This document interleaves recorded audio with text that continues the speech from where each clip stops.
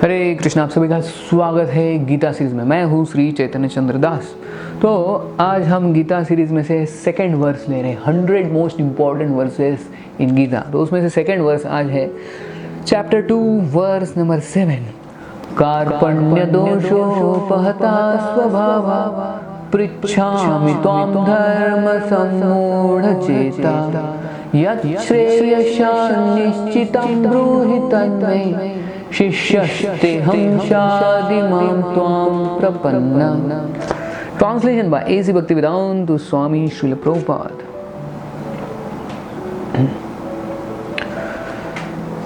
Now I am confused about my duty and have lost all composure because of miserly weakness. In this condition, I am asking you to tell me for certain what is best for me. Now I am your disciple and a soul surrendered unto you. Please instruct me. तो यहाँ पे अर्जुन जो है वो अभी भगवान की शरण में आते, भगवान को गुरु मानते हैं और खुद को एक शिष्य बना के भगवान को पूछ रहे अभी क्या करना चाहिए। अब तक पहले अध्याय में अर्जुन ने अलग अलग कारण दिए, 5 कारण दिए युद्ध न करने के लिए, लेकिन अल्टीमेटली अर्जुन कंफ्यूज हो गए। ही वॉज इन डिलेमा, उनको समझ में नहीं आ रहा है कि क्या करना चाहिए।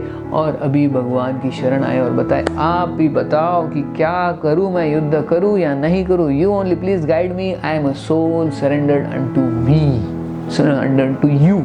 तो यहाँ पे शिष्यस्तेहं स्वादिमां त्वां प्रपन्नाम। तो हम देखते हैं कि ये जो भौतिक जगत है इसमें हमेशा कन्फ्यूजन्स होता है।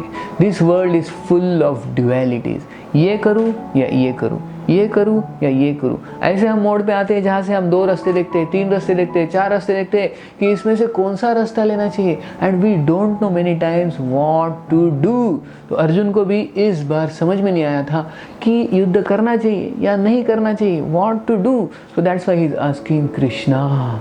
तो हमारे जीवन में भी ऐसे बहुत बार परिस्थिति आती है।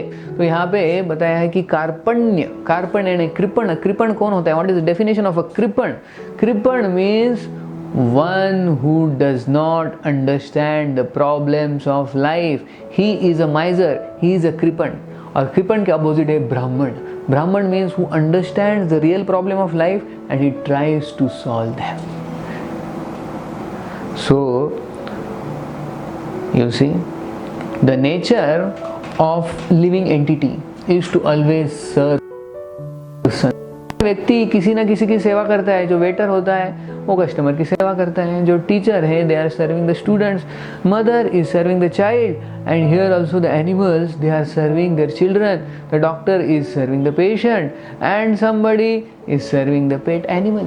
वी कैन सी, हर किसी कोई ना कोई किसी ना किसी की सेवा करता है, क्योंकि आत्मा का वही स्वभाव होता है टू सर्व। लेकिन ये by this service we are actually not satisfied.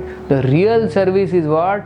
If we serve Krishna, if we serve God, then the soul is actually happy. So that person is called a brahmana. Kripana means one who doesn't know whom to serve. He serves the wrong people and get frustrated. A brahmana means one who knows actually to serve means serve God. Yes. Now we see कि इस जगत में हम देखते हैं कि बहुत सारे confusions हैं. There are always confusions, so many confusions. What to do, what not to do. What to do, what not to do. Man in perplexity, whom to pacify, mother or wife.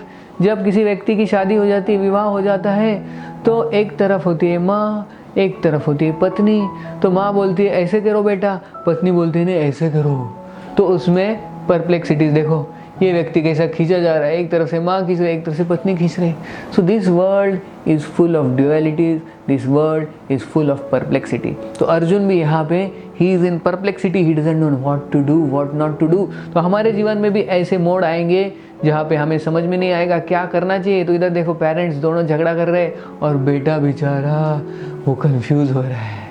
So like that there is perplexities at every step.